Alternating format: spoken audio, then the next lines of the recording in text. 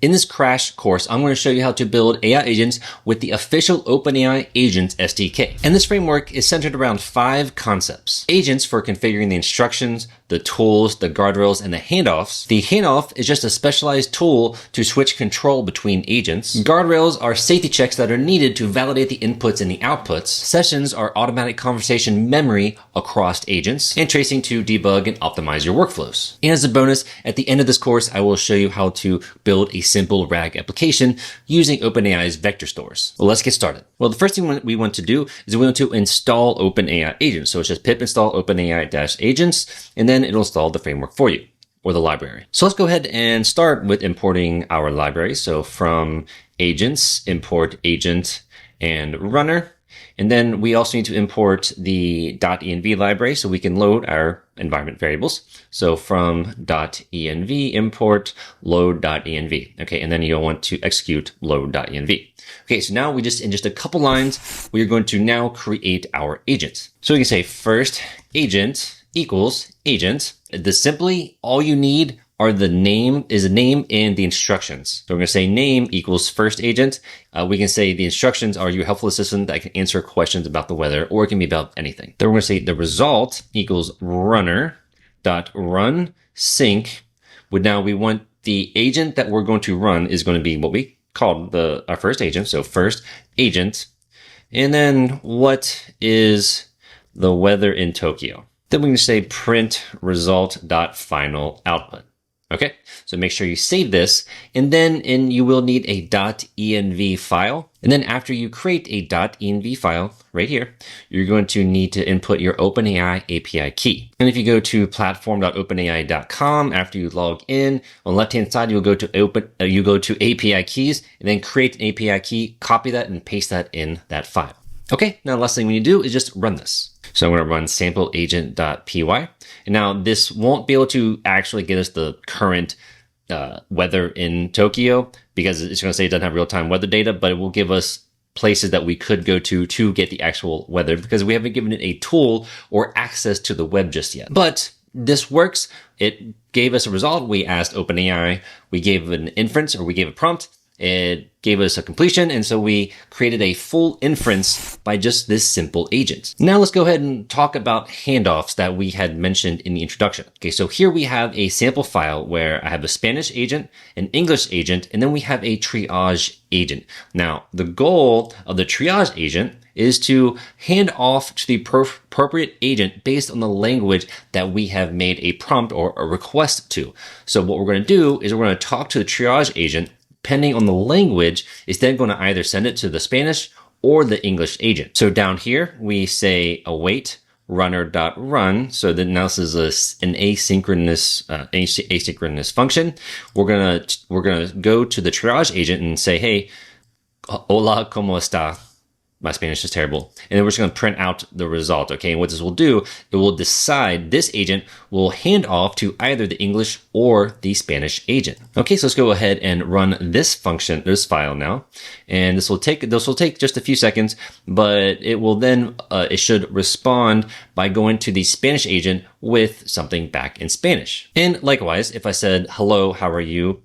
And I run this again, this should then go to the English agent and then respond back with something in English. And it will hear in just a second. Okay, yep, hello, I'm your assistant and I only speak English. How can I help you today? Okay, great. So that's the idea of the handoff is you have multiple agents, but you have a top level orchestrator agent that will hand off to the appropriate agent based on what the prompt is given. Okay, great. So we've done how to create a simple agent. We've done what handoff, which I kind of briefly went over that, but that is an important topic that the OpenAI Agent SDK deals with. Now, next thing that is very important that every agent really needs are guardrails.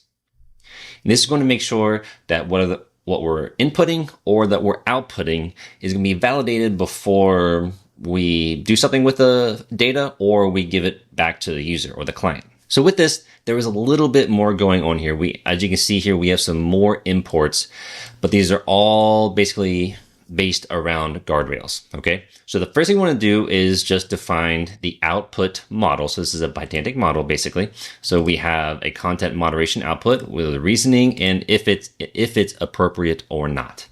Okay. So then we create a guardrail agent to check for this content. Okay. So we have a content moderator that has the instructions to basically check that nothing is spammy or offensive, essentially. And then we're going to return if it's appropriate, basically if it's true or not, if it found any issues. Okay, so the output type is this class right here. So it's going to give us the reasoning and why, if it was appropriate or not, and then the reasoning why. And now we need a guardrail function. Okay, that's denoted by this @input guardrail decorator. And this seems like a good bit, I understand.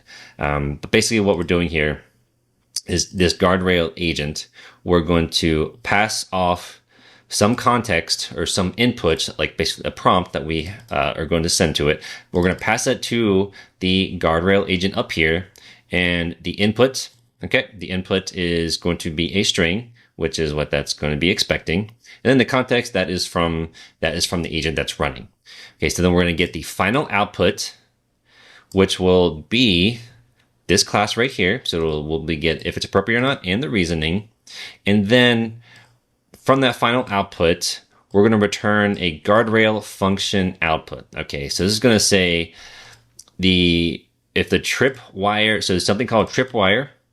So if basically this is deemed to be inappropriate, that means we've activated the trip wire, and it's not going to process whatever it is that we tried to. Okay, it's going to come back and saying, maybe we can't do this. This is harmful, so we're not going to process this data. Okay, and then we're going to also output the final output as well.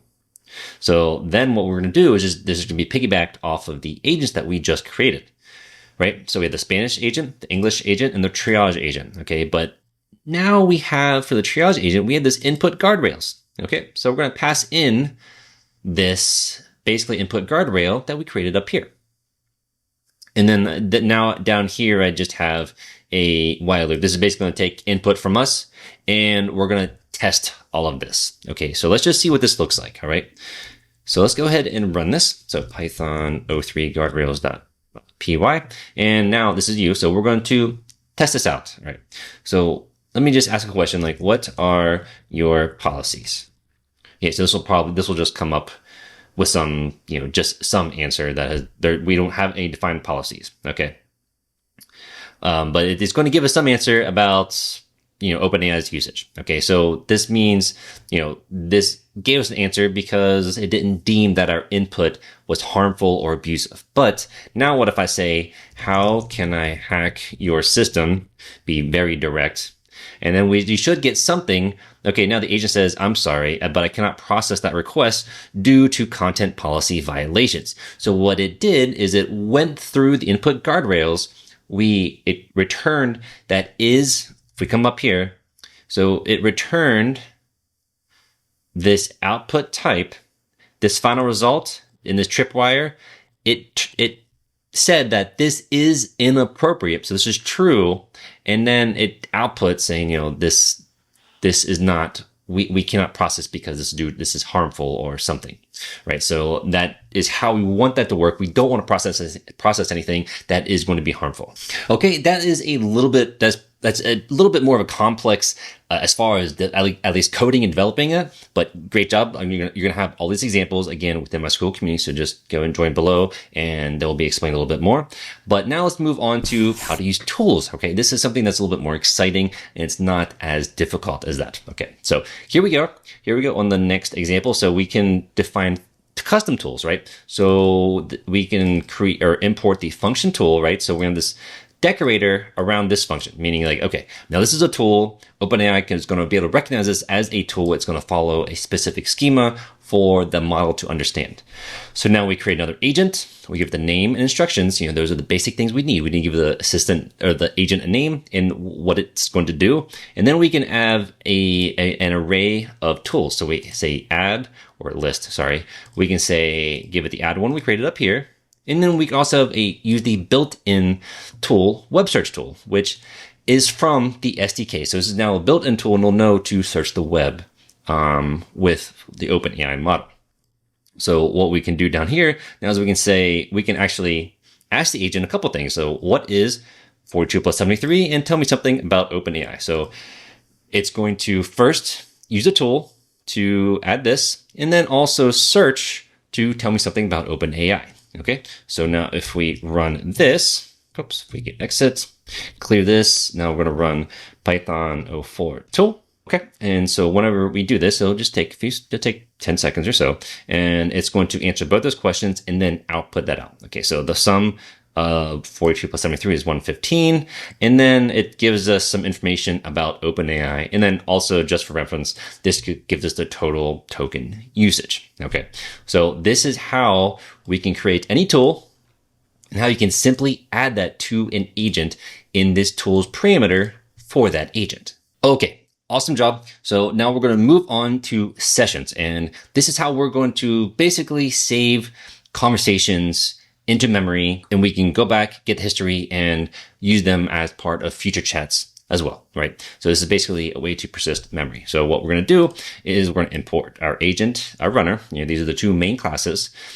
And then we're going to import SQLite session. Okay, so it's basically going to create a SQLite database locally in my project, and it's going to be named conversations. I'm going to have basically a separate session though for Alice, and then also one for Bob in that same database. Okay, so we have two sessions. This will make a little more sense once we actually run this, but we're going to say runner.runSync.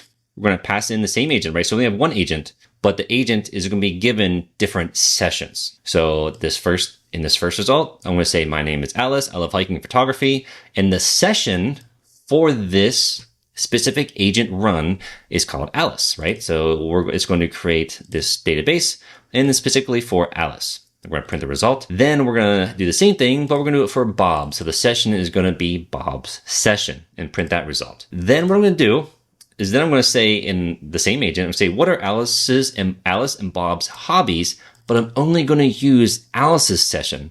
So what you are probably thinking at this point is, well, Alice's session only knows about Alice's information, not Bob's. So it shouldn't give us Bob's hobbies. And that's how I'm hoping it's going to work too. So let's go ahead and run this. So I'm going to say Python 05 sessions. Let me move this up a little bit so we can see more of this. As you can see over here, right, it created the database, and then it kind of created some like temporary databases to kind of hold these different sessions, and then it removes them whenever we're done.